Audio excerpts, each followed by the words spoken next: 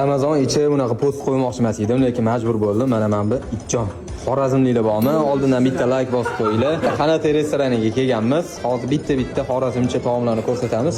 Oldindan like bosib qo'yasizlar. Bu nima ekan mana? 3 kunlik pomidor. Okey, buni mendan so'rang. Men 2 yil Xorazmda yashaganimda yolg'on emas, cherizning shundan yedim.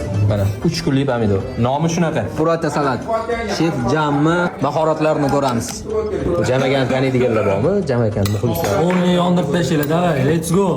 Birinchisiga un oshadigan ovqat keldi, lekin mana buni qarang. Bu nima qilingan? Nimada to'g'ralgan bu? Mayda. Mazasi ajoyib lekin. Yumshoq, yengil ketyapti. Toshkentliklar cheburek deydi, lekin xorazmliklar gomma deydi buni. Bir cheburek.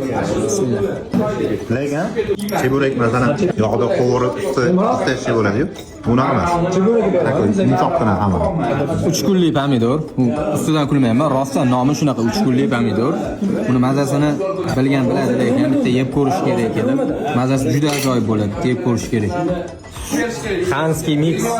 Xullas tuxum barak, qo'tir barak, manti, xullas hammasi mix ekan.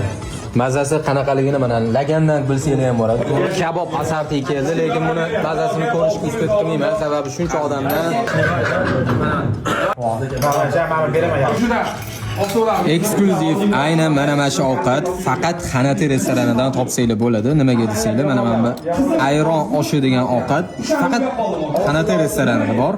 O'zi tegi un oshi, faqat bular ayron qo'shib tayyorlashadi. Bu narsani yeb ko'rmasam xorazmliklar meni kechirishmasdi. Oshqozon uchun premyera, bismillah. Ko'p shekilli bu. Ozgina yeb ko'ramiz, ozgina mana. Bismillahirrohmanirrohim. Bo'sh yeb ko'rganlar bo'lsa, shu xom bo'sh mazasini biladiganlar bo'lsa, o'shani mazasi. Bu videoni mana shunaqa Itjonni butunligicha yeydigan Xorazmning yaqinligiga tashlab qo'yinglar. Joylashuv bo'yicha shundoq gangada joylashgan. Mana Abdulla Qodiriy ko'chasidan Kevrishda o'ng qo'lda joylashgan Xanati restorani. Aniq lokatsiyani Telegram kanalida qoldirib qo'yamiz.